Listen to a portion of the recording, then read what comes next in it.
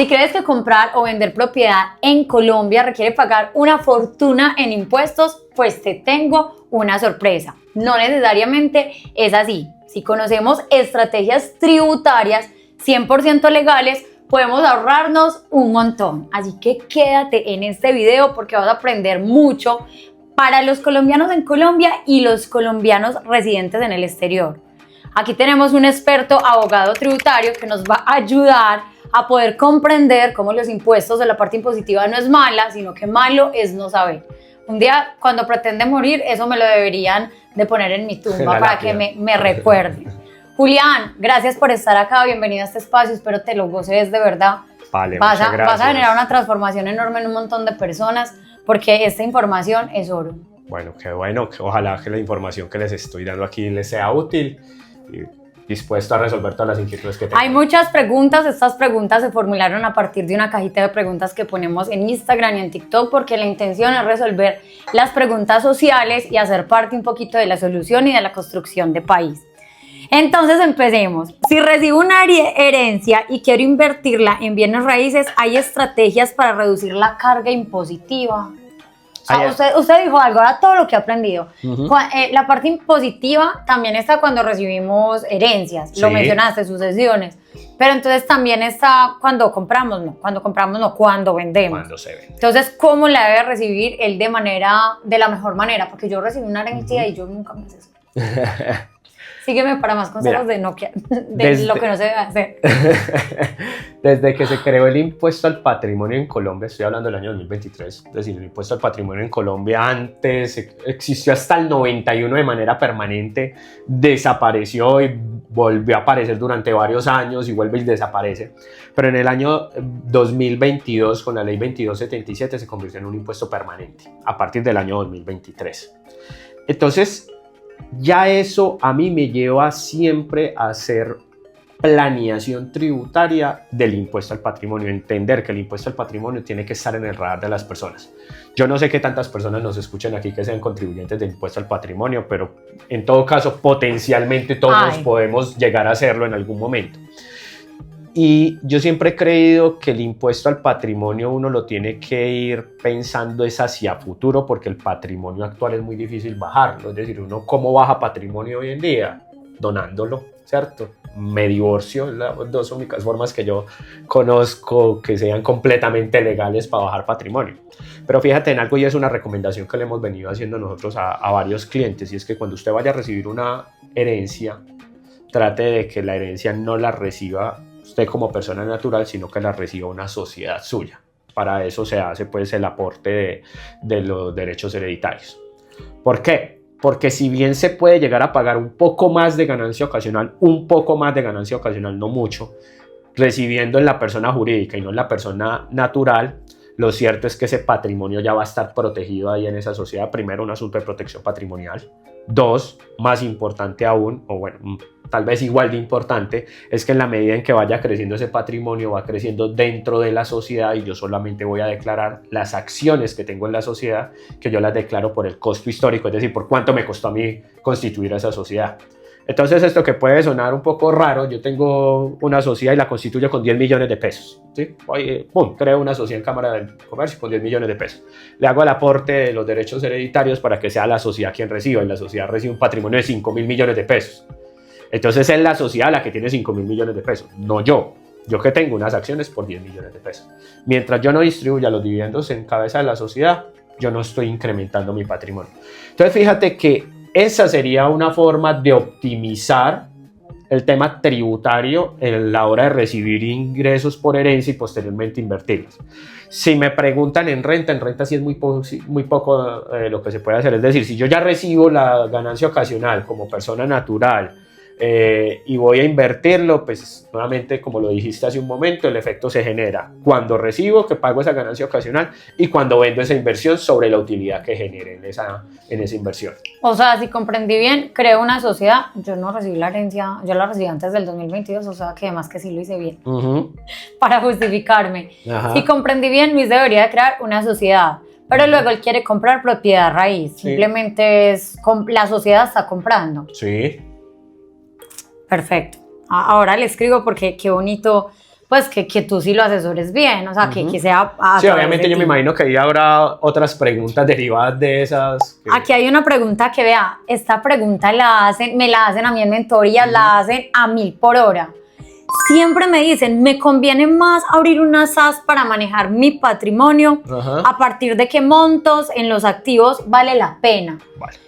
Yo aquí tengo que entrar como defensora, muchachos, porque es que ustedes son todos olímpicos a la hora de hacer la pregunta y yo tengo que meter mi granito de banco. Todos queremos tener una SAS y nuestro patrimonio en una SAS, pero esos inmuebles tienen crédito, entonces no se puede ir para SAS.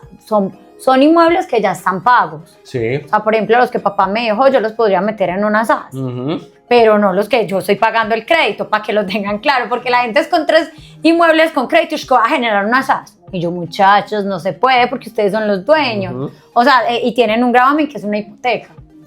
Aclaración no pedida. Vale, y voy a hacer otra aclaración no pedida. La hipoteca no saca el bien del comercio, es decir, en estricto sentido yo podría vender o aportar el inmueble a la sociedad, salvo que el mismo banco me lo impida, ¿cierto? Que puede llegar a ocurrir. Sí, porque si lo pasan las SAS, pues lógicamente la SAS tiene que demostrar que puede con ese crédito. Exacto. Y pues si se creó solo para eso, no. Y ay, qué debate tan chévere. Y adicional, los impuestos para las empresas, es que los impuestos, la parte de intereses para las empresas son un poquito más altas, no se puede vender la cartera, los plazos son más chiquitos, así que financieramente el gasto es mucho más alto y no lo dejaría hacer eso. Lo tienes completamente claro.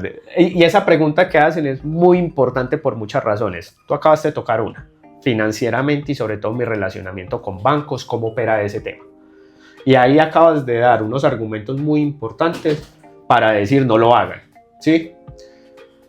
¿Qué más tiene que analizar uno? ¿Qué puedo aportar yo en esta discusión? Te puedo decir que dejando de lado esto, un abogado, ni siquiera un abogado experto en impuestos, les va a decir siempre hay que ir protegiendo el patrimonio.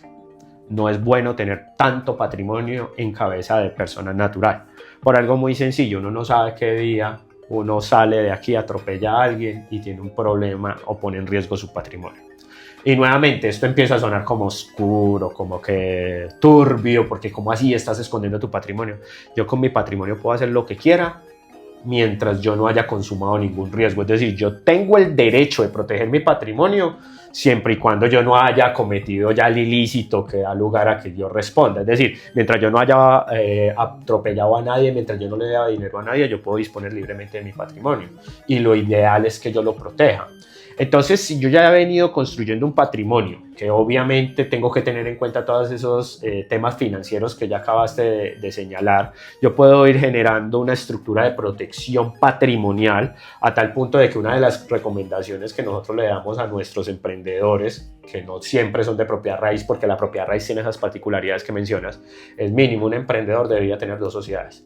Una sociedad operativa y una sociedad patrimonial. La sociedad operativa es la que asume responsabilidad de riesgos. La sociedad patrimonial es la que protege el patrimonio, ¿sí? Entonces, eso es desde el punto de vista netamente jurídico. Ahora, tributariamente, ¿qué aspectos o qué impuestos puedo tener yo ahí y cómo me puede servir tener una SAS? Yo siempre le he dicho a la persona y al emprendedor que tiene que hacer un análisis, y ese análisis involucra varios impuestos. Impuestos sobre la renta, IVA, industria y comercio, aportes a la seguridad social e impuesto al patrimonio. Son 5 impuestos lo que se debe tener en cuenta y son los que me van a llevar a tomar una decisión desde el punto de vista tributario, si me conviene más ser una SAS o me conviene más ser una persona natural. O sea que no es por el monto del patrimonio que una persona se debería de llevar, sino por los gastos mensuales que acarrea tener la SAS. Fíjate en algo, si yo voy a hacer el análisis, lo que te dije, jurídicamente por protección del patrimonio casi que todo el mundo debería tener sociedad, ¿cierto? Pero si ya yo me voy a la parte tributaria y es cuánto impuesto tengo que pagar, yo empiezo a hacer análisis. Entonces en renta, fíjate en algo, en renta la tarifa del impuesto sobre la renta de las personas naturales va del 0 al 39%. Personas jurídicas, 0 al 35%. ¿Sí? Entonces uno dirá, ¿qué sirve más? ¿Ser persona natural o ser persona jurídica? Depende. Si estás dentro de las tarifas del 0, 19, 28, 33, es mejor ser persona natural. Si estás en las tarifas de 35, 37 y 39%, es mejor ser persona jurídica, ¿cierto? Primer análisis. En cuanto al IVA, una sociedad desde que se crea el primer día ya tiene la obligación de facturar IVA. La primera factura que emite ya tiene la obligación de facturar el IVA. Una persona natural tiene una ventaja que es las primeras 3.500 VTs, 150 millones de pesos. Entonces, si yo estoy con ingresos por debajo de los 150 millones de pesos, el IVA es un impuesto que me afecta, no a todo el mundo le afecta el IVA, pero el IVA es un impuesto que me afecta, entonces mejor soy persona natural, ¿sí? Me voy a los aportes a la seguridad social. Entonces, los aportes a la seguridad social dicen la norma y la jurisprudencia al respecto. Toda persona con un salario mínimo de ingresos, sin importar la fuente del ingreso, dividendos, intereses, Ahí está respondiendo regalías, un montón de cosas. Desde que tengo un salario mínimo está obligado a aportar. Entonces, si yo tengo ingresos mensuales de 20, 30 millones de pesos, pues voy a tener que pagar una mayor seguridad social y tal vez me corresponda, prefiera yo tener una sociedad, que sea la sociedad quien reciba el ingreso y yo tener un salario pequeño. ¿Sí? Fíjate, en algunos municipios, porque también el impuesto de industria y comercio es un impuesto municipal, entonces en algunos municipios hay algunos beneficios para personas naturales que no lo tienen las personas jurídicas. Entonces todo eso hay que analizarlo y por eso te digo, es tan difícil tomar o decir dar este tipo de recomendaciones en el aire. ¿Por qué? Porque esto hay que analizarlo en el caso concreto, siempre con la persona, siempre con su situación, qué tipo de actividades económicas tiene y qué impuestos estarían impactados para poder sacar números.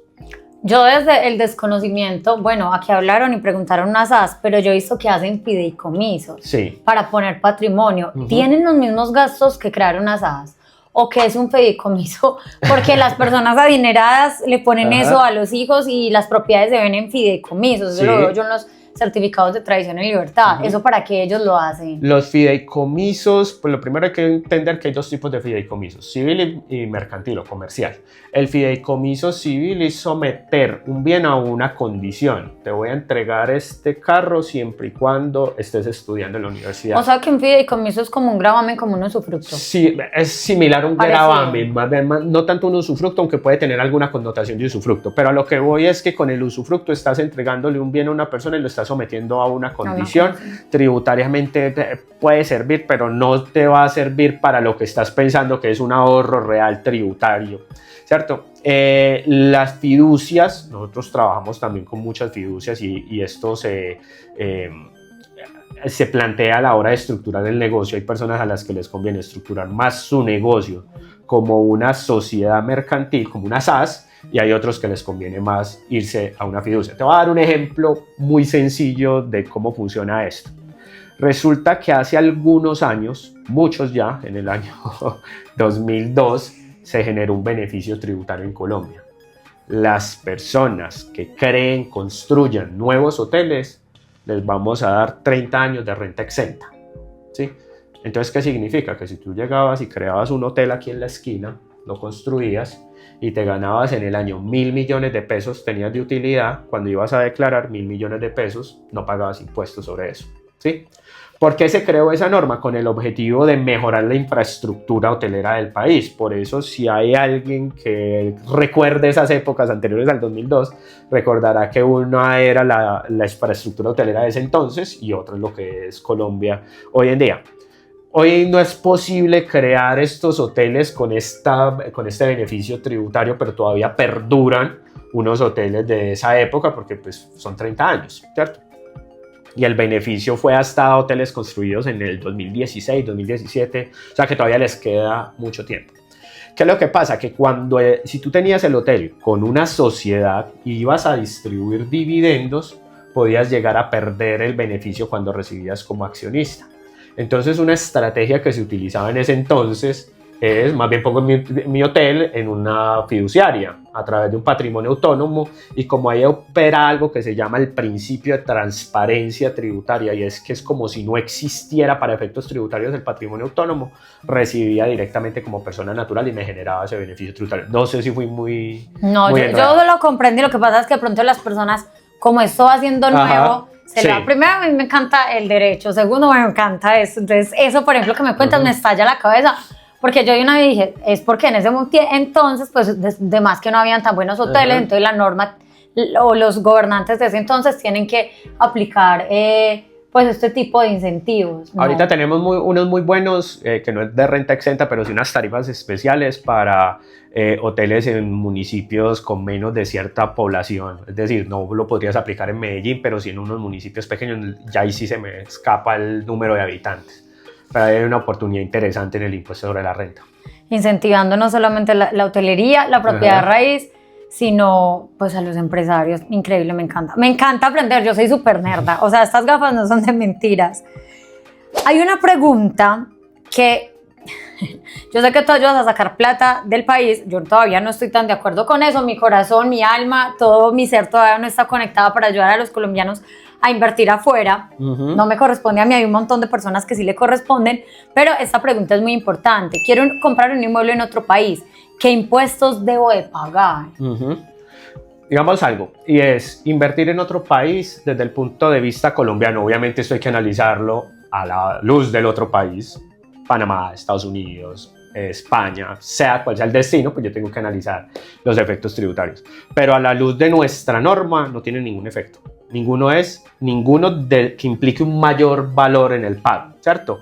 ¿Qué obligación nace? Una obligación de presentar una declaración adicional, que es la declaración anual de activos en el exterior, ¿sí? Y que si la persona es residente, pues recordarles que ese activo sigue siendo objeto de impuesto al patrimonio en Colombia, que si ese activo está siendo arrendado, tengo que seguir declarando esos arrendamientos en Colombia. Entonces tal vez...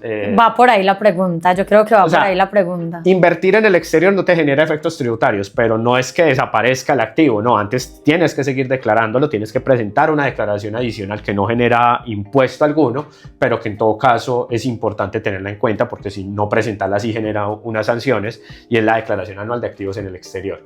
Y todas las rentabilidades que genere ese activo, ya sea como consecuencia de su explotación, arrendamiento o cualquier otro tipo de explotación, o de su venta, pues se tiene que declarar en Colombia si la persona es residente. Pregunta que me debería de saber la respuesta y no me la sé con toda sinceridad. ¿Adquirir o pagar deudas impacta mi declaración de renta? No. En nada. Así de sencillo, no. Entonces, porque hay gente que me dice es que yo me voy a endeudar antes. No, mi mejor amiga un día me resultó con eso y yo le dije, mire, yo no sé, pero eso a mí me parece una tontada. Averigüe bien con un contador quién le dijo. Es que yo escuché que se tenía que endeudar antes del 31 y iba a comprar una lata de carro a la locura, que porque se tenía que endeudar. Fíjate en algo, y es que lo primero, si vamos a hablar de impuestos sobre la renta nuevamente, el impuesto sobre la renta es lo que yo necesito tengo ingresos, necesito gastos, ¿cierto? Pero tienen que ser gastos reales. Entonces, lo primero, la deuda no genera necesariamente un gasto porque simplemente estoy adquiriendo un pasivo. Los gastos que se derivan de la deuda son los intereses, ¿sí?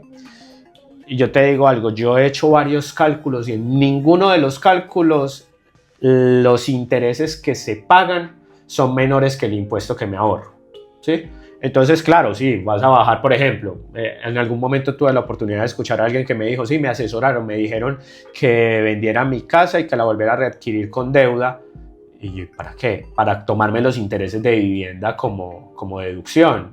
Pero pues sí, o sea, vas a bajar renta, pero ya miraste cuánto te vale la deuda, esos intereses. Muchos burros le pongo un crédito de mejoramiento y ya. Exacto, entonces todo ese tipo de estrategias, o por ejemplo, entonces ya para hablar de impuesto al patrimonio, yo tengo activos por 10.000 millones de pesos y necesito bajar ese patrimonio, entonces le dicen a uno, endeúdese, pues resulta que para endeudarse, pues a mí me van a prestar o plata o me van a dar un bien que igual va a valer. Entonces si a mí me prestan 1.000 millones de pesos, pues debo 1.000, pero igual estoy adquiriendo un activo que me costó 1.000 millones de pesos. Y no hacerlo de esa forma sería inventarse los pasivos, que eso ya es delito incluso en Colombia. Entonces no genera ningún beneficio. Bueno, ya sé.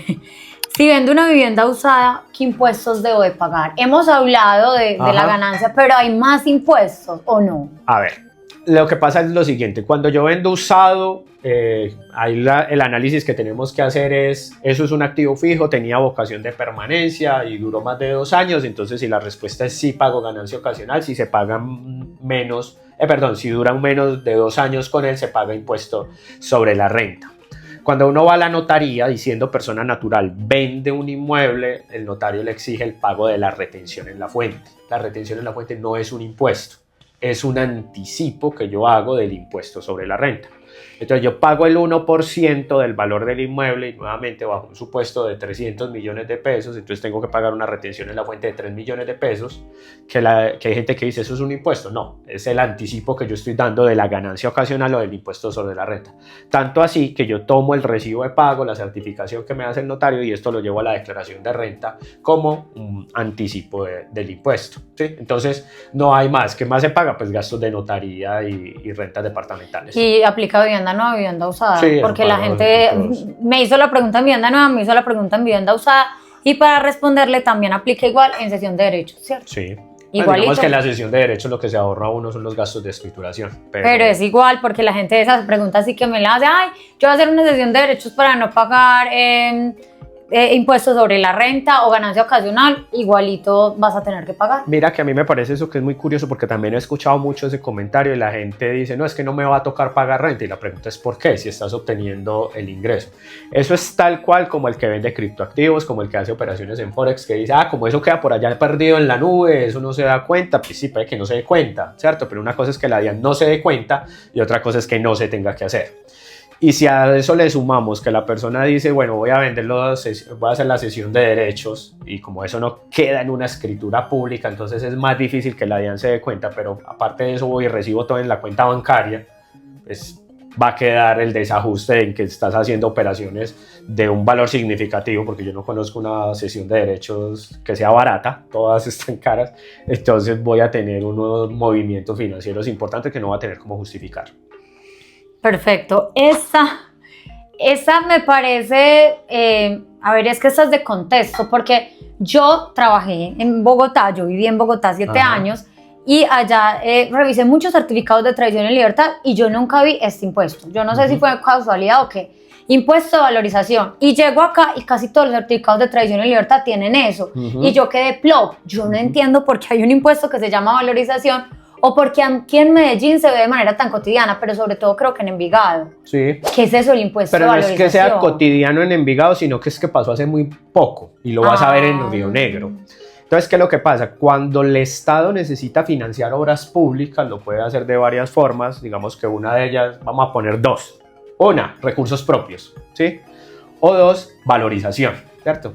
Entonces, si se necesita construir una vía y el alcalde de turno dice, bueno, me vale, no sé, 5.000, 10.000 millones de pesos y yo necesito esos recursos para educación, seguridad y otro montón de cosas, pues más bien que lo paguen los que se van a beneficiar con la vía, ¿cierto? Entonces, ¿qué es lo que pasa? Siempre alrededor de una obra de infraestructura hecha por el Estado hay una cantidad de predios que se benefician de esas obras de infraestructura, ¿sí? ¿Cómo se mide eso? Resulta que es que si yo tenía una callecita de una sola vía y me ponen una vía de doble carril, una doble calzada a menos de 100 metros de mi hogar, pues va a ser mucho más fácil la movilidad y se va a valorizar mi inmueble, entonces es una contribución. Entonces, ¿qué pasa? Cuando hay esas obras, se hacen unos análisis, unos estudios, se hizo en Envigado, se hizo en Río Negro, en Medellín se ha hecho en varias ocasiones con varias vías, con varias obras que normalmente son vías. En este momento en la de la 80. Ajá, y se analiza cuáles son los predios que se ven beneficiados por esa obra y se reparte el valor de la obra entre los predios beneficiados. ¿Cómo cobran eso? ¿Eso llega en el impuesto predial? Eso normalmente se cobra en el impuesto predial, pero mira que me haces caer en cuenta de algo que es muy importante, y es que cuando yo voy a vender un inmueble y he pagado previamente valorización, esa valorización me sirve como costo fiscal. Sí. Entonces vuelvo al escenario de nuestro ejemplo de todo el video. 300 millones de pesos voy a vender. Resulta que yo compré hace 2 años largos, compré el inmueble en 250 millones de pesos y tuve que pagar una valorización de 10 millones de pesos, ¿sí? Y el impuesto predial, el avalúo, me llega por 150 millones de pesos el avalúo catastral. Entonces, ¿qué me conviene más de los dos escenarios? El valor de compra. Compré en 250 más 10 que pagué de valorización, quiere decir que solamente voy a tener una ganancia ocasional de 40 millones de pesos, ¿sí? Entonces, la valorización también me sirve como costo fiscal. A mí lo que yo siempre veo es que las personas normalmente no han pagado eso, entonces cuando vamos a escriturar les toca pagar ese impuesto. Y la gente es como, ¿pero por qué? No sé qué, yo no sé si ya averigüe. Pero gracias por aclarármelo. A mamá le llegó una carta por lo del tranvía de la 80, o sea que yo entendí. Bueno, sí, ese es otro muy buen ejemplo. Si deposito el dinero de una venta de un inmueble, esa ya la respondiste, en una cuenta de OFC, ¿qué beneficios tributarios tiene? Se puede deducir hasta 5.000 UF. 5.000 UF, pero ojo, no es que yo, o sea, si yo voy a vender, dijimos Para que 5.000 UF son 260 millones de pesos, y yo voy a vender el inmueble en 500 millones de pesos, los 500 millones tienen que ir a la cuenta de FC. No es que yo consigne solamente 260, no. Esa pregunta también le hicieron, que si yo lo puedo depositar solamente 2 días mientras compre el otro a la FC, recibo el beneficio tributario. Para la que la hizo, sí. Yo te digo algo, yo soy una persona que normalmente el 30 de diciembre estoy en los bancos depositando en la cuenta de FC para bajar mi impuesto sobre la renta, y el 2 de enero estoy haciéndole abono a mis créditos o a mi crédito de vivienda. Eso siempre. Porque la cuenta de FC para efectos tributarios e incluso con los bancos no necesita un término de permanencia para el retiro siempre y cuando yo cumpla con requisitos. Y si es uno de los requisitos pagar cuota o pagar vivienda, lo puedo retirar en cualquier momento, de un día para otro, no hay ningún inconveniente. ¿Sí? Excelente.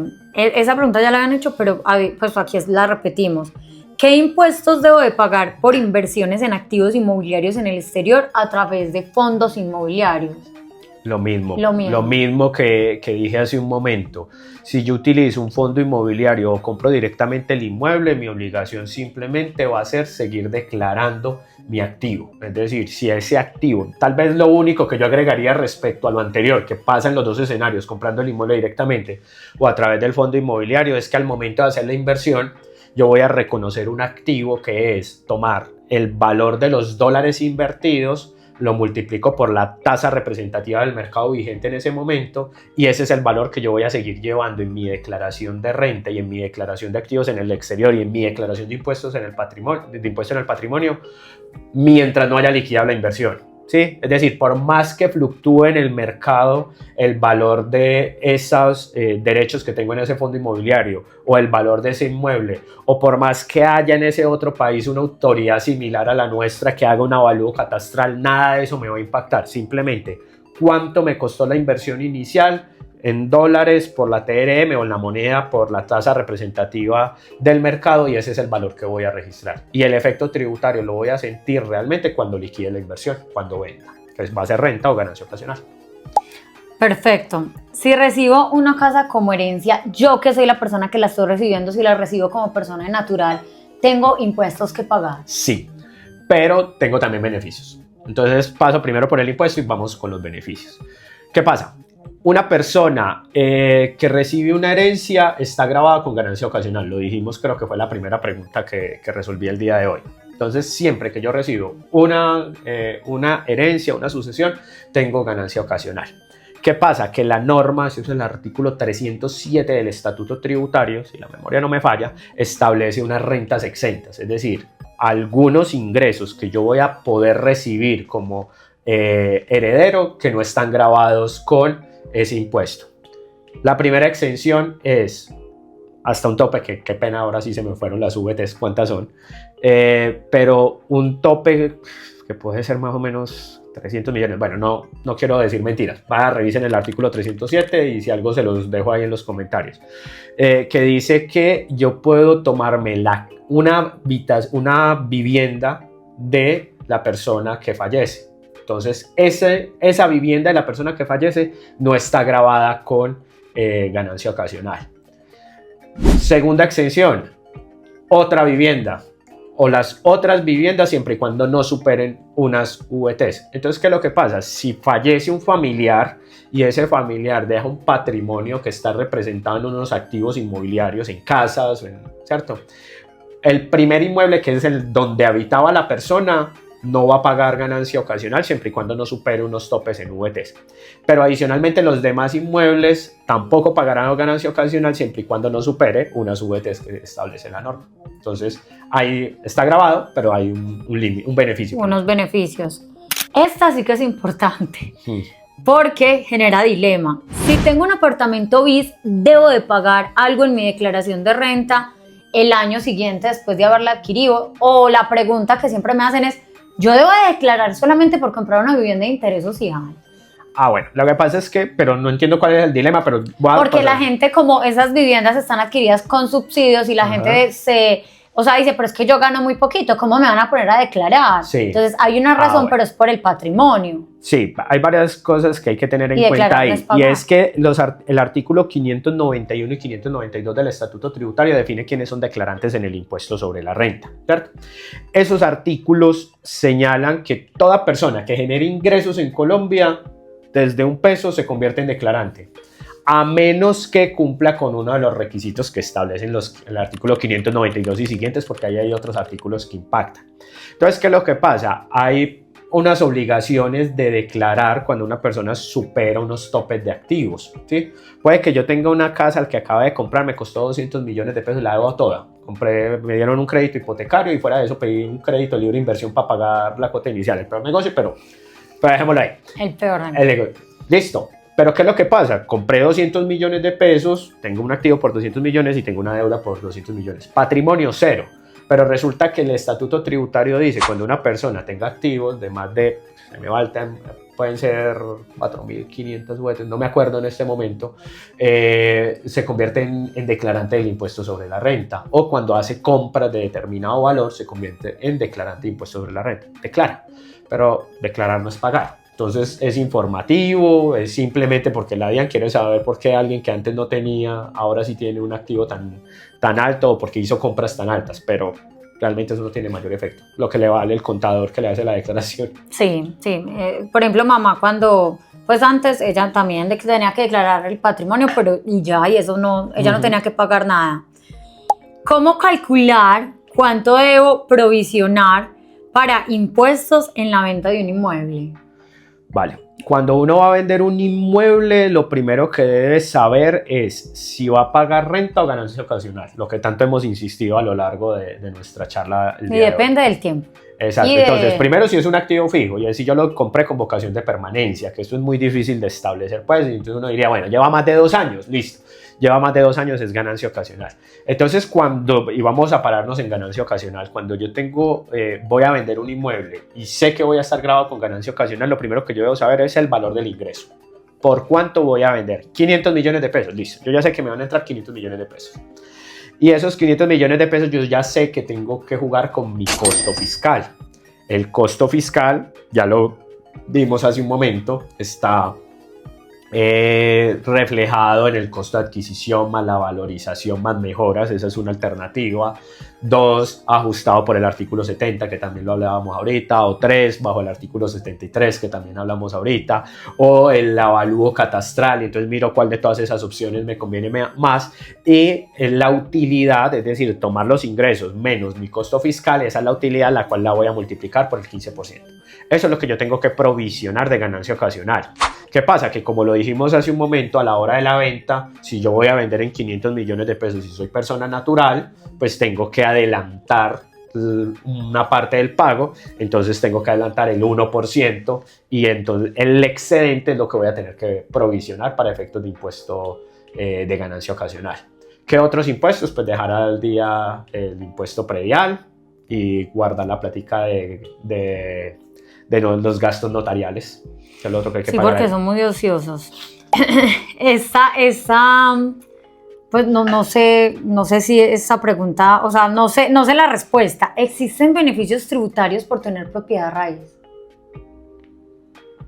Un beneficio tributario por tener propiedad raíz, a ver. O sea, nos premian por ser juiciosos. La ganancia en el impuesto al patrimonio, tal vez lo único que yo puedo depurar dentro del impuesto al patrimonio es la vivienda de habitación. Entonces, digamos que ese sería un beneficio tributario. De resto, no, pues en renta poderse restar los intereses de vivienda, pero antes como más. todo lo contrario, pues tenemos más carga impositiva entre más vamos creciendo económicamente. Sí, pues lo que pasa es que social. la razón de ser de los impuestos es participar en la financiación de las cargas públicas. Entonces el Estado tiene unas necesidades, que eso ya es un tema político y que obviamente no me voy a meter ahí, pero el Estado tiene unas necesidades de financiación, ¿sí? Vivienda, seguridad, salud, educación, etcétera, etcétera, etcétera. Y los impuestos o los tributos, ¿quiénes los pagan? Quienes demuestran capacidad contributiva, y la capacidad contributiva se demuestra por tener patrimonio y por eso cobran impuesto al patrimonio, impuesto predial, impuesto de vehículos. o por tener utilidades, caso en el cual me cobran impuesto sobre la renta, ganancia ocasional, ¿cierto?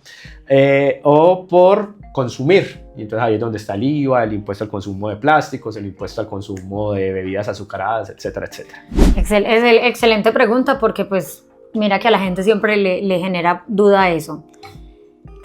¿Es cierto que las personas pagan más impuestos que las empresas? ¿Es cierto que las personas pagan más impuestos que las empresas? Eso es una pregunta que, si uno la va a mirar en datos globales, en Colombia es al revés, ¿sí? Es decir, si vamos a mirar los estudios que ha hecho la OCDE, se ha demostrado que las empresas en Colombia pagan más que las personas naturales. Si es la pregunta planteada desde un aspecto global de cómo está toda la economía del país. Ahora, si vamos a mirar en el caso a caso, habrán empresas que paguen más impuestos que personas naturales. Incluso el deseo de la OCDE, que es una organización a la cual Colombia pertenece y que lo que busca es lograr estrategias o mecanismos de estabilidad económica para los países que pertenecen, sugiere que la tributación esté en mayor medida en cabeza de las personas naturales, ¿sí? Y esto parece un contrasentido porque uno dice, ¿y quién tiene la plata? Las empresas, ¿cierto? Entonces, ¿por qué no son ellos los que deberían pagar? Y lo que dice la OCDE es que las empresas son instrumentos de inversión, pero detrás de toda empresa hay personas. Entonces, que sean las personas las que realmente terminen pagando eso. Pero bueno, me estoy yendo muy en las nubes. Aterrizando al caso concreto del día a día, hay que mirar, hay empresas que pagan muchísimos impuestos, hay personas naturales que pagan muchísimos impuestos, eso hay que analizar. Siempre hay que hacer el ejercicio. Ajá. Vamos a concluir, y para concluir yo elegí una pregunta que me pareció súper poderosa y que es como el resumen de lo que de pronto pensamos los colombianos. Pues agradecer tu tiempo, agradecer tu empatía, tu objetividad a la hora de expresar, porque de verdad no utilizaste términos que se salieran volados. Hay que investigar, lo dijo el profe, él está dando un pedacito, pero si queremos aprender más hay que ir a lo profundo y todos tenemos esa capacidad de investigar, así que vamos a crecer. Y la pregunta para hacer esta conclusión poderosa es, ¿realmente hay que pagar impuestos por todo? Esa pregunta la amé. Bueno, hay varias cosas que quiero decir. Primero, pues agradecer el espacio, la invitación. Es difícil a veces dar este tipo de entrevistas y de charlas, incluso lo hablábamos extra cámara, que uno tiene que estar en un punto medio en donde soy lo suficientemente técnico para no ir a decir imprecisiones y que las personas no vayan a cometer errores por consejos, pues porque todo esto se puede llegar a entender como consejos, pero tengo también que tratar de aterrizar el lenguaje para que todo mundo entienda algo que suele ser complejo como las normas tributarias. Entonces, bueno, lo primero es que espero que les haya gustado, que les haya generado inquietudes, que los motive a investigar. Voy a estar muy atento pues como a los comentarios que hagan de este video. Y ya volviendo pues como a la pregunta de cierre, ¿en serio hay que pagar impuestos por todo? Creo que vuelvo al comentario que hice hace un momento, y es, hay una necesidad de financiar las cargas públicas, ¿cierto? Y eso nos exige como ciudadanos hacer un control de qué se están gastando nuestros recursos, porque en últimas esa obligación de tributar está, es decir, hay cosas que no se pueden renunciar en la vida. Una de esas es la muerte y otra los impuestos. Eso no es una frase mía, eso es una frase famosa. También hay otra frase muy famosa que dice que los impuestos son las consecuencias de vivir en sociedad. Entonces, vivimos en sociedad, es necesario pagar impuestos. La pregunta es qué se hace con ellos y cómo logramos también como ciudadanos fiscalizar un poco más. Entonces, ¿quiénes se pagan impuestos o por qué se pagan impuestos? Pues siempre que haya capacidad contributiva y necesidad del Estado, hay la necesidad y la obligación de pagar impuestos. Y es por todo, pues sí, o sea, casi todo tiene impuestos, pero los que están más grabados son... Económicamente siempre se ha considerado que hay lugar a grabar con impuestos siempre que haya el reflejo de alguna actividad que demuestre capacidad contributiva.